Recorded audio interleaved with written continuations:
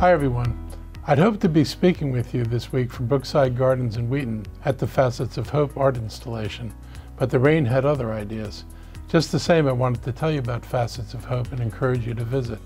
This work of art pays tribute to the lives lost to the COVID-19 health crisis.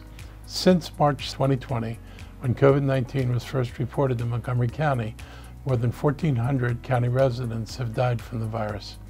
The Facets of Hope suspends one strand of crystals in memory of each life lost in the county. This temporary art installation is meant to be a place for memories, reflection, and healing. So many of us have experienced illness, loss, and tragedy during this very difficult year. I hope you have an opportunity to visit this exhibit as we continue to deal with COVID and its impacts.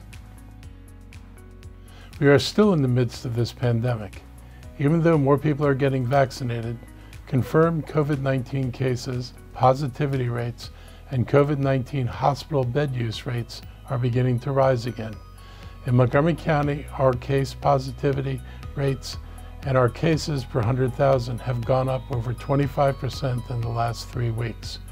We are at levels that have surpassed the second wave in midsummer and are at the same levels we were at the end of last October. That was just before we hit the large spike in cases in November that lasted through the beginning of this year. While we take some comfort that our numbers are lower than most of the state and the region, they are numbers that we considered unsafe back in the summer, and they're still unsafe now.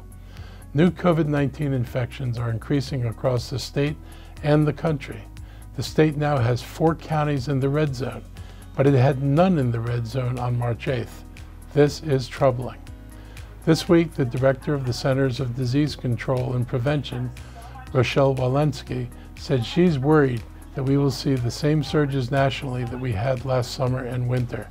I have asked the governor to look at where the state is and consider the trends and reverse some of the decisions that actually put more people at risk and where maintaining mask guidelines is most difficult.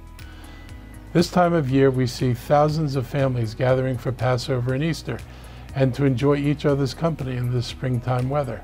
But just like Thanksgiving and Christmas, we are bound to see increases in case rates unless people understand that this pandemic is not over. I'm hoping that our residents will refrain from as much gathering, particularly with unvaccinated people, as possible. We've endured 13 months of restrictions, and I know how much they've impeded on our normal lives. But the actions we've taken and the fact that county residents have done so well at following the guidelines has allowed us to better control the spread of the virus, which means less illness and fewer deaths than what we otherwise might have experienced. We are so close to the end of this. Vaccine supplies are finally increasing. More than 325,000 Montgomery County residents have received their first dose of the vaccine.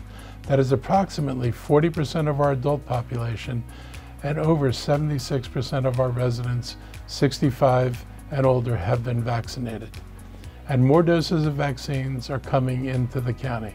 This week, the county clinics will dispense 10,000 doses of COVID-19 vaccine.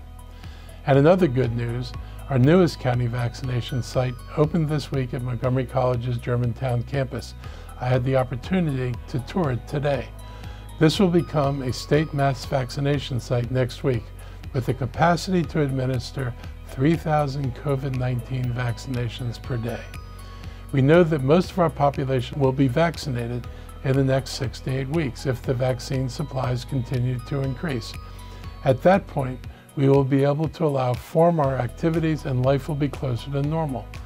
Being this close, we need to do everything we can do to make sure that the spread of the virus to more people is minimal.